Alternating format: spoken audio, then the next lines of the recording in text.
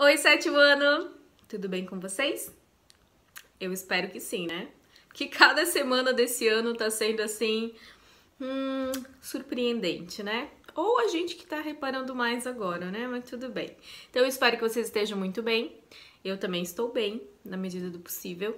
E eu espero que vocês estejam gostando e realmente aproveitando todo esse conteúdo que eu tenho feito em forma de vídeo. Então, sem mais delongas, vamos continuar nosso assunto? Hoje não tem coroa, mas assim, né? Tentei ficar um pouquinho mais apresentável, né, gente? Porque trabalhando em casa, assim, primeiro que daqui a pouco eu não...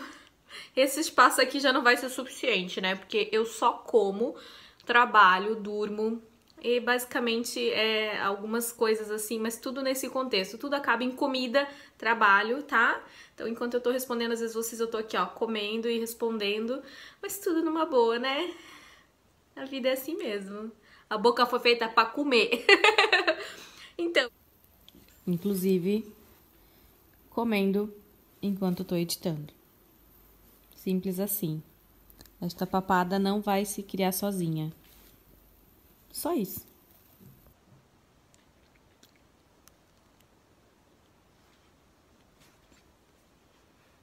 gente, no último vídeo a gente falou sobre capitanias hereditárias, nós começamos aí, né? Porque primeiro a gente viu sobre as grandes navegações, e aí Portugal e Espanha, os pioneiros nas grandes navegações, chegaram no Novo Mundo, né? Na América, enfim, né? A gente viu sobre a questão da América Espanhola, América Portuguesa, Tratado de Tordesilhas. A gente viu aí que a gente quase que podia ser espanhol, né, gente? Pelo menos nós aqui do Sul. Porque nós pertencíamos à América Espanhola e o litoral brasileiro todo pertencia a Portugal. Mas a Espanha estava muito ocupada pegando todo o metal precioso que eles encontravam ali, né, na Argentina, para esses lugares aí, e deixou a gente nas mãos dos portugueses. Então, nosotros podríamos hablar en español, ¿né? La Casa de Papel podría ser un orgullo para nosotros, pero no es, né? Pero vamos ficar com o futebol, que tá tudo numa boa, né? Se você for gremista. Se você não for gremista, daí você nem fale comigo. Então, vamos lá? Sem palhaçada? Fechou. Vamos começar nossa aula?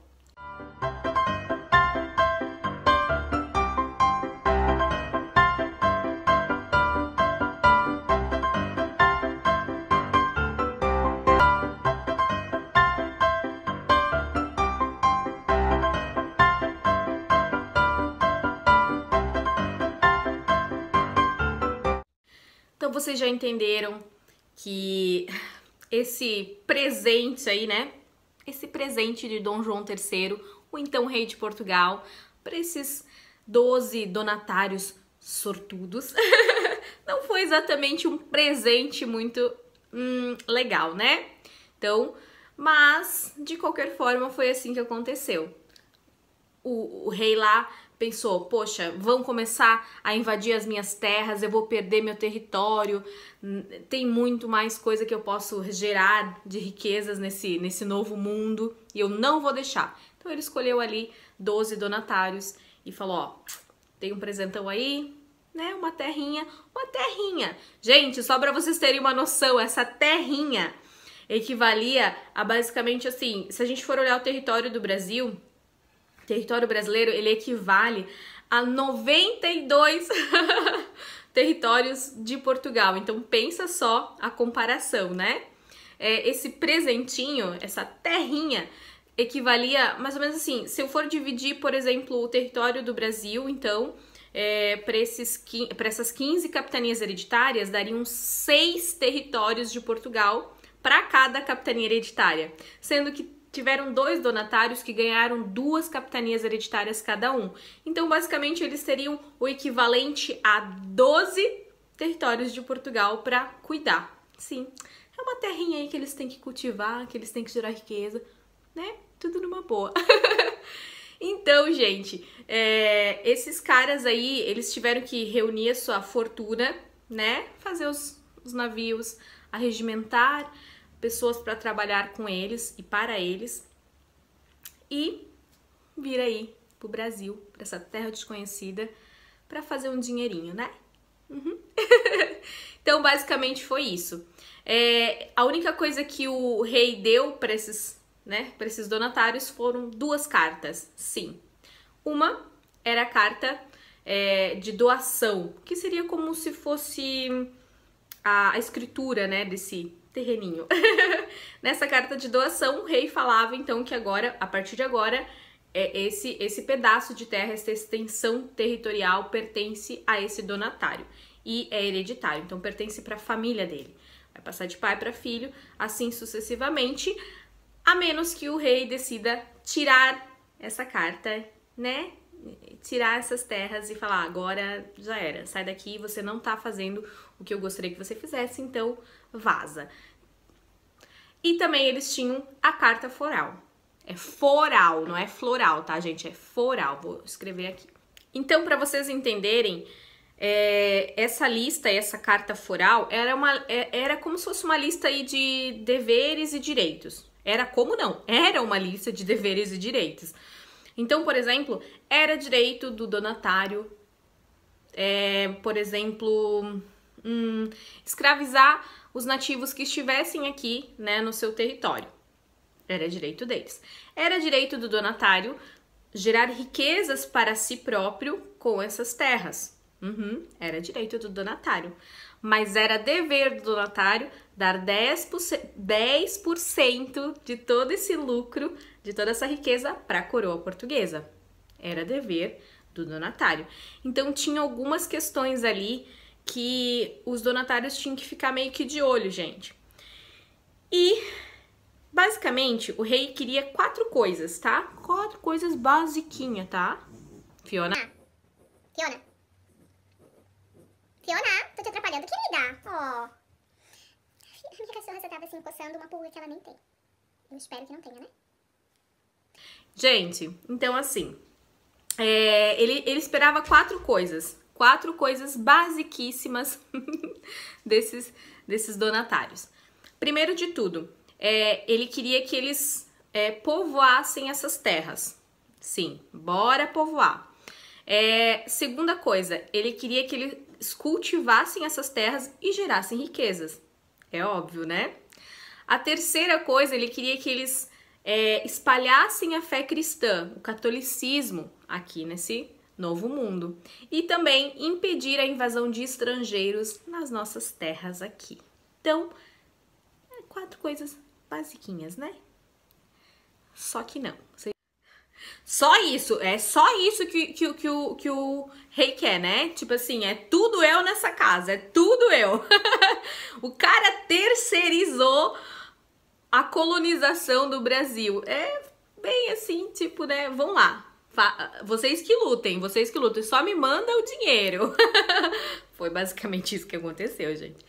Então, para explicar para vocês o porquê que deu errado, muitas capitanias, aliás, a maioria das capitanias deram errado, vocês precisam entender que, quando eles chegaram aqui, eles encontraram diversos problemas. Lógico, eu já comentei com vocês, os índios, né, aí os conflitos que eles tiveram, a questão da distância, né, então, se eles precisavam de alguma ajuda, assim, gente, se eles precisassem de alguma ajuda, até que eles mandassem essa mensagem dizendo que eles precisavam de ajuda, levaria uns 3, 4 meses para chegar, mais uns 3, 4 meses para voltar. No que a ajuda vem, esses caras já passaram pelo estômago do índio, porque tinha os índios que comiam, né, a carne dos seus inimigos, né, os antropofágicos, antropofágicos? Vou botar o nome aqui, tá, para não me confundir. Então, assim, esses carinhas já teriam jantado os donatários, já teria digerido o donatário, se é que vocês me entendem, e ele já estaria, assim, ó, adubando essa terrinha. Basicamente era isso.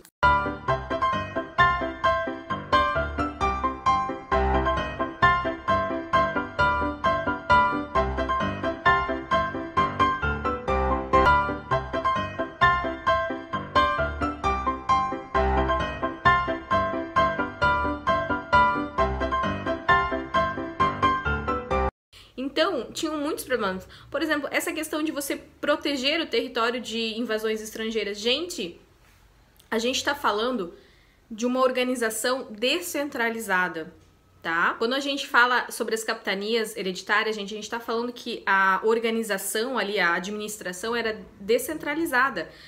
Cada capitania respondia por si só, e quando a gente fala dessas invasões de estrangeiros, por exemplo, assim, eles não se juntavam... os franceses estão invadindo a minha capitania. Os outros donatários, eles não se juntavam para me proteger, para estar junto comigo. Não, eu que lute, eu que tenho que defender a minha capitania. Então, era assim que funcionava. Então, isso foi desgastando os donatários. Meu Deus do céu. Manuel, corre aqui, Manuel. Manuel, estão invadindo a capitania do nosso vizinho. Corre, vê onde é que tá a nossa cerca. Meu Deus. Manuel, será que é na nossa também ou só na dele? Depois reclama que tu faz barulho na cara, guria. Não dá na nossa cerca. Então deixa pra lá. Eles que lutem. Né? Isso eu gostou. Daí, eu vou falar de algumas questões em especial, assim, bem rapidamente para que vocês entendam. E também vou falar das 2 capitanias que deram certo, porque nem tudo foi por água abaixo, gente. Teve 2 capitanias que, ó, conseguiram se dar bem. Agora, falando sério aqui, vamos falar das capitanias que deram certo e as que não deram certo? Então tá, vamos começar pelas que deram certo, né, gente? As que deram certo, basicamente, são as capitanias de São Vicente e as de Pernambuco. Quando a gente olha esse contexto histórico, nós vamos entender o porquê que esses lugares são tão desenvolvidos, né, em questão econômica, né, gente? Porque, assim, São Vicente é São Paulo. Sim, a capitania de São Vicente hoje é São Paulo. Então, esse desenvolvimento que a gente percebe hoje já começou lá, com a capitania hereditária. A capitania de São Vicente, ela se deu bem aí, né? Ela prosperou graças ao tráfico de escravos, gente. Sim, não é uma coisa legal, mas que na época era normal.